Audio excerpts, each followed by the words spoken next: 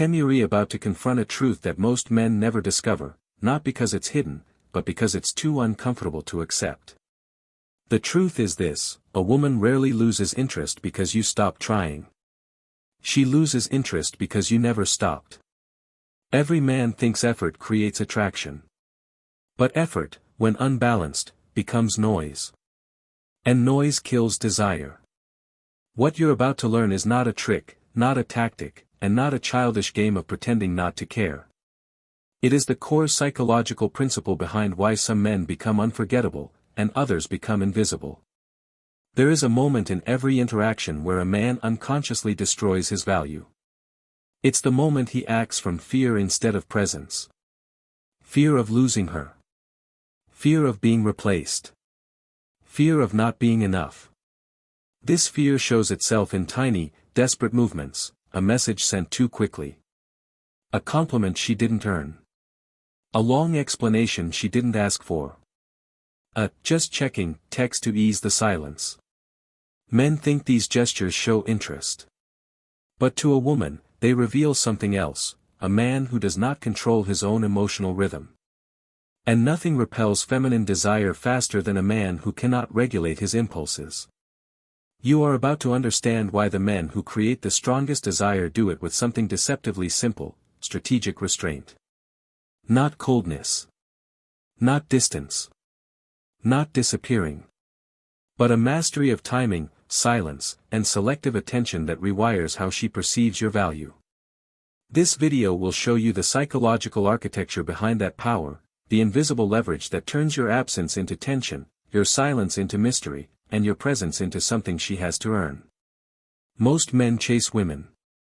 A rare few make women chase the unknown inside them. In the next minutes, you will learn how to become the second type, the kind of man whose energy is so controlled, so unpredictable, and so self-defined that she feels your presence even when you say nothing at all. And once you understand this, you will never lose value again. The fundamental error that 99% of men make is believing that attraction is something you build, like a house, brick by brick, gesture by gesture. They believe every text is a brick, every compliment is a brick, every display of availability is a brick. They keep adding more, thinking a bigger pile of effort will eventually become a fortress of her desire. But they don't understand the physics of the feminine soul. Desire is not a structure, it is a current. It is an energy field. And you don't build a current with bricks, you command it with gravity. The man who becomes a source of psychological gravity doesn't need to add anything to the interaction. Instead, he draws the interaction toward himself. The noise of his effort ceases, and in its place, a powerful, silent pull emerges. This is the difference between the man who chases and the man who is chased. One is a laborer, constantly adding bricks. The other is a star, holding an entire system in orbit without moving an inch. Your mistake was never a lack of effort. Your mistake was a misunderstanding of energy. You treated attention as a currency to be given freely, hoping to buy her interest. But in the economy of desire, your attention is not currency, it is your very sovereignty. When you give it away without discernment, you are not being generous, you are abdicating your throne. You are communicating that your own inner world is less compelling than the possibility of entering hers. And no woman desires a king who would so easily abandon his own kingdom. Let's dissect the anatomy of this failure with surgical precision. Consider the double text. The first message is sent. Silence. The clock ticks. An internal void opens up inside the man, a space filled with anxiety, doubt, and the deafening hum of her potential rejection. He cannot tolerate this void. His fear brain screams that the silence is a problem to be solved. So he sends another message, a solution. Just making sure you got my last text, or a meme, or a question mark. He thinks he is fixing the silence. What he is actually doing is broadcasting his inability to regulate his own emotional state. He is showing her, in real time, that her silence has the power to command his actions, to pull him out of his own center and force his hand. He has handed her the remote control to his nervous system. Now, contrast this with the man who operates from a place of psychological gravity. He sends a message. Silence. The clock ticks. But for him, the void is not a source of anxiety, it is a source of information. It is a space for observation. He does not feel the compulsive need to fill it, because his own internal state is not contingent on her reply. His peace is generated internally, not sourced externally. He simply allows the silence to be. He lets it expand. And in doing so, he holds his frame. He communicates, without words, that his world continues to turn, with or without her immediate participation. This lack of reaction is not a tactic, it is a reflection of his inner reality. And it is this very stillness, this refusal to be pulled into her silence, that creates an immense, unspoken pressure. She becomes aware that her usual power, the power of withholding validation, has no effect on him. She is confronted not with his neediness, but with his self-possession. And this, for the feminine psyche, is the very definition of magnetic force. The void he was comfortable holding becomes a space she now feels compelled to fill. This principle extends to every micro-interaction. The unearned compliment, for instance. A woman posts a simple photo. Dozens of men rush to the comments, pouring out effusive praise. You're a goddess. The most beautiful woman in the world. They are throwing their validation at her, hoping a piece of it will stick. They are competing in a race to the bottom, a contest of who can give away their power the fastest. This is the noise of the crowd, the chorus of the invisible. The man with psychological gravity, however, understands the power of selective validation. He knows that a compliment has value only when it is rare and earned. His silence in the face of a mundane photo is more powerful than 1,000 generic compliments. It communicates discernment. It communicates that his approval is a standard to be met, not a gift to be distributed to anyone who asks. Then, when he does offer a compliment, it is specific. It is not about her beauty, which she has heard 1,000,000 times, but about a unique quality he has observed, her wit, her perspective, her ambition. Because it is rare and targeted, his compliment lands with the force of a revelation. It is not just another brick in the pile, it is a polished gem that makes all the other bricks look like rubble. He has not given away his power, he has demonstrated it. He has shown that he is an observer, a connoisseur of quality, not just another hungry consumer of female imagery. The long explanation she didn't ask for is another symptom of the same disease. She pulls back slightly, seems distant. The average man's fear ignites. He feels the interaction slipping away and tries to secure it with logic. He writes a paragraph, a wall of text, explaining his intentions, clarifying a misunderstanding, justifying his behavior.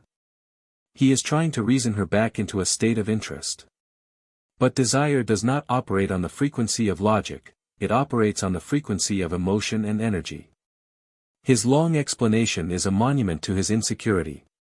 It screams, "Please understand me so you don't leave me."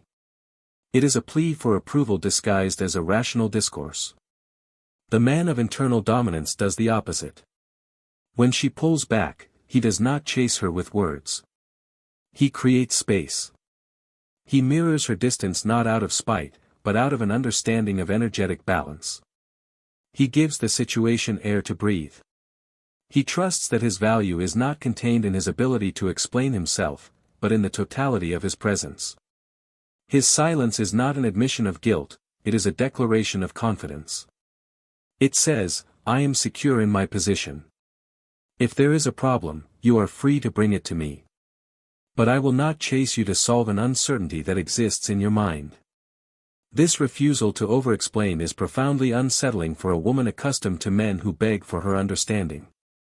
It forces her to confront her own feelings, to question why she pulled back, and to grapple with the possibility of losing a man who is so unperturbed by her emotional weather patterns. He becomes a challenge to her power, and therefore, an object of her desire. What modern psychology, particularly studies on dopamine and intermittent reinforcement, reveals is that the human brain is not stimulated by predictability. It is stimulated by uncertainty. Predictable rewards create comfort, and comfort breeds contempt. It is the possibility of a reward, the unpredictable nature of its arrival, that floods the brain with dopamine and creates a state of obsessive focus. When you are constantly available, always responding, always reassuring, you become a predictable stimulus. You are a slot machine that pays out every single time. It's nice for a moment, but ultimately, it's boring. There is no tension, no anticipation, no thrill. The man who masters strategic restraint intuitively understands this. He introduces intermittent reinforcement into the dynamic. His presence is a reward, not a given. His attention is earned, not guaranteed. His response times vary not because he's playing a game, but because his life is genuinely filled with a purpose that supersedes the immediate need for her validation. Sometimes he's available, sometimes he's not. Sometimes he's warm, sometimes he's focused elsewhere. This variability creates the psychological space for her to wonder, to anticipate, to invest her mental energy. Why hasn't he texted back? What is he doing right now? Does he feel the same way I do? These questions are the seeds of obsession.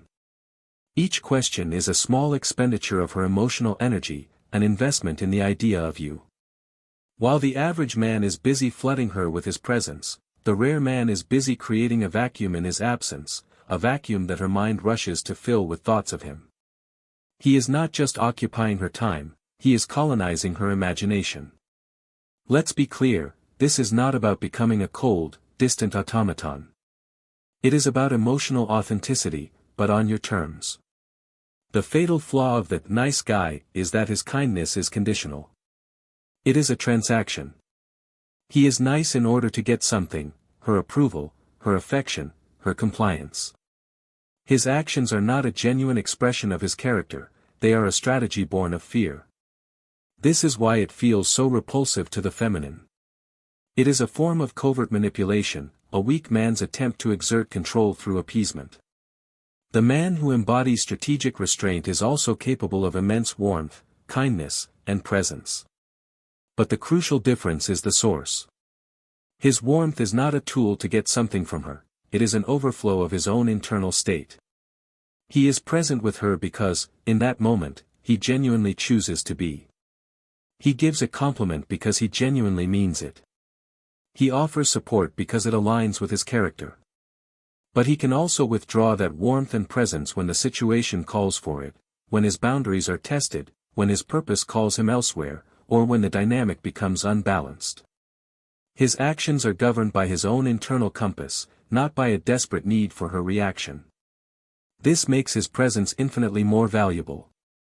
Because it is authentic and non-transactional, it feels real. She can relax into his presence, knowing that he is not trying to extract something from her. And because it can be withdrawn, she never takes it for granted. The potential of its absence keeps her engaged, appreciative, and perpetually drawn to the source. The architecture of this power is built upon a single, unshakable foundation, a life that is more important than any single woman. Your purpose, your mission, your personal legend, this is the sun around which your solar system revolves. Women, relationships, and dating are planets that may enter your orbit, but they are not the sun itself. The average man makes a woman the center of his universe. His entire emotional state rises and falls with her temperature. His schedule is cleared at a moment's notice. His hobbies are abandoned. He becomes a moon, orbiting her, reflecting her light but generating none of his own. This is the death of attraction. A woman does not want to be your sun, she wants to be invited into the warmth of a sun that is already burning brightly. She wants to see that you have a direction, a passion, a code that you live by, something that excites you and drives you forward with or without her. This is what creates genuine, non-needy scarcity. You are not pretending to be busy, you are busy building your empire. You are not playing hard to get, you are hard to get because your time and energy are the most valuable resources you possess, and you allocate them with the precision of a master strategist. When you are with her, you are fully with her, a focused and powerful presence. But when you are not, you are fully engaged in your own world. This creates a powerful dichotomy. She gets the intoxicating peak of your focused attention, followed by the tension-building valley of your focused absence. It is this rhythm of presence and absence, dictated by your purpose, that creates the irresistible cadence of desire.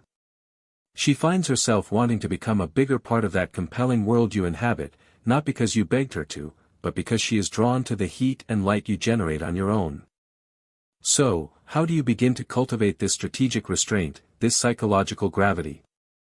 It begins with a ruthless audit of your own behavior. For the next week, become a scientist of your own impulses. Notice the urge to double text. Feel it in your body, the anxiety, the impatience. And then, deliberately, do nothing. Sit with the discomfort. Let it pass through you without compelling you to action.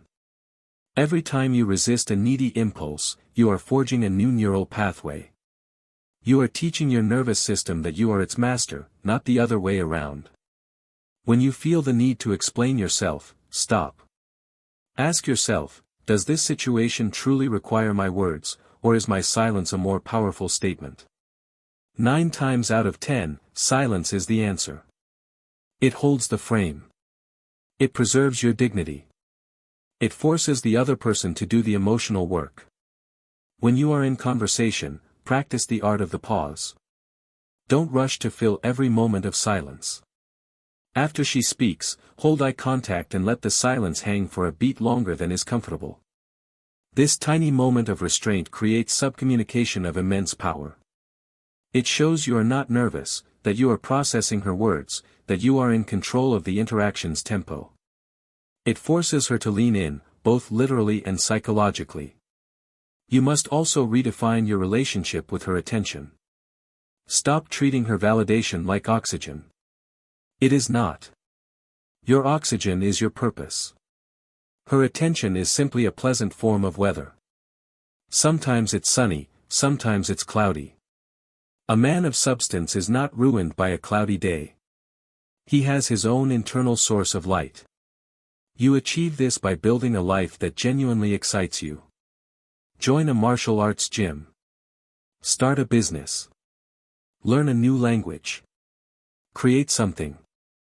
Do difficult things that force you to grow. The self-esteem forged in the fires of real-world competence is 1,000 times more robust than the fleeting validation of a woman's text message. When you have a life filled with meaningful challenges, her lack of a response ceases to be a crisis. It becomes a minor data point in a much larger, more exciting landscape. Your energy naturally shifts. You stop asking, how can I get her, and you start implicitly communicating, this is my world. You are welcome to join me if you can keep up. This is the ultimate reframe. You are no longer the applicant, seeking her approval. You are the gatekeeper of your own reality, and she is the one who must prove herself worthy of entry. This journey is not about becoming someone you are not. It is about removing the layers of fear, insecurity, and social conditioning that have been obscuring the powerful, self-possessed man you were always meant to be. The man who stops chasing does not do so because he has given up. He stops because he has finally realized that he is the prize. He understands that his value is not determined by her interest, but is an intrinsic quality that he cultivates within himself every single day. His silence is not empty, it is full of the weight of his purpose. His absence is not a void, it is a shadow cast by a substance-filled life. His presence is not a plea, it is a gift. And because he is so grounded in his own reality, so in command of his own emotional rhythm, he creates a gravitational field that is silent, powerful, and utterly irresistible. He becomes the second type of man, the kind whose energy is so controlled, so unpredictable, and so self-defined that she feels his presence even when he says nothing at all. He becomes the unknown she wants to solve, the mystery she needs to unravel, the silence she leans in to hear. And once you become this man, you will never see the world the same way again. You will not just stop losing value. You will become the very definition of it. What you have learned here is the philosophical foundation, the psychological framework that separates the men who try from the men who are. But understanding the map is not the same as walking the path. There is a deeper level to this, a system of execution that translates these principles into devastatingly effective action. It is an entire architecture of seduction built on advanced emotional reading, timing, body language, and the subtle art of energetic control. It is a system that cannot be fully explained openly, as it details the precise mechanics of female psychology that govern desire, attraction, and devotion. It is called the Code of Seduction. It is not a collection of tricks, it is a complete operating system for masculine presence. For the man who is ready to stop being a spectator in his own love life and become the conscious architect of his reality, for the man who is done with the noise of effort and is ready to embrace the power of silence, the next step is waiting. The link is in the description and in the pinned comment. When you are ready to move from understanding the theory to embodying the power, you will know exactly where to click.